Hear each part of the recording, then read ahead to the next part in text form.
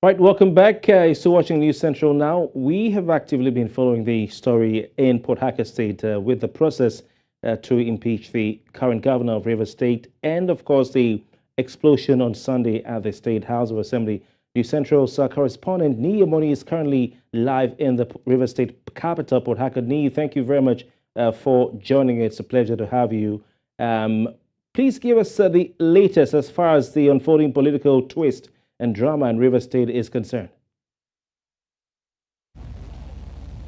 Well, if this was a telenovela, I would have said the drama is not over, but maybe it's on pause, and this would probably be the place for advertisement because nothing is happening as of now in Port-Harcourt.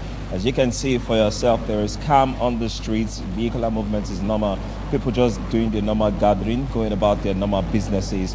Although earlier today, till about noon in front of the government house, not a lot, I'll put it in words of thousands of youth gathered there in solidarity, showing support for the current Governor Fubara and letting everyone know that nothing will actually move him from the seat. And of course, the governor himself has reiterated that he's going to do everything to remain in power because he was elected by the good people of Rivers State. So far, everything here is calm, and really, there's really nothing happening here. As we heard, the current governor and the former governor, who is also the Minister of State for the FCT, Nyesom Wike, were in a meeting with the president earlier today. And hopefully, what everyone is calling for is peace and for unity to reign. And for the governor, the current governor, Fubara, should be allowed and given its time to rule. They say he's just 5 months in, and he should be given free hand to actually operate as the governor of Rivers State. Niyi, what is the overwhelming view on the street, from the people of Port-Harcourt and Rivers State of what has happened since Sunday night? The truth is, it's divergent. Now, when we were coming late last night, I was trying to interact with one of the residents who actually picked us up, and we noticed the street light was not even operating. And only for him to tell us that, well, the current governor decided to shut down all the street lights because at some point the street lights was being scheduled based on who are in support of the former governor and the current governor. And this cuts across so many other things that have been shut down completely. We also passed through the Bank Road, which is a major road very close to the governor's office, and of course Moscow Road, which houses a lot of government parastatals earlier today, and operations were not really, the buildings were not lock and key per se, but there was no sort of activities there. But the people here are just hopeful that very soon all this will be put to rest.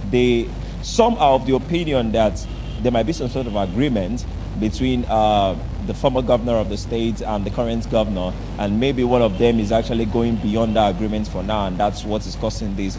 But what all of them are hoping for is peace, and that they're in full support with the current, they are in full support of the current governor, and that it should be given time to actually exercise his franchise. The worry, however, on the streets, which was quite evident, especially from people, is that a large chunk of people came out this morning, and most were asking that if this number of people come out, is it due to unemployment? Is it due to the fact that they don't have something to do? Some actually have something to do, but the worry is that if this continues and there is tension in the land, some other things like security threat might begin to grow.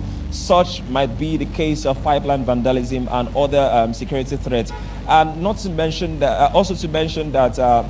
neighboring states will also start getting worried. In fact, they're getting worried. Some state like Bartels, who will be having his own off-cycle election very soon. Now, the threat here might actually spill to that side. And of course, we know that pipeline vandalism is not one thing these states want to deal with again. Not that some things are not still happening on the line, but it's not a security threat they would want to deal with again. All right, Niyi, we certainly will get back to you in our subsequent bulletins, but thank you so much for joining us all the way from the River State capital, Port-Harcourt. Niyi Omoniyi, our correspondent right there on the ground.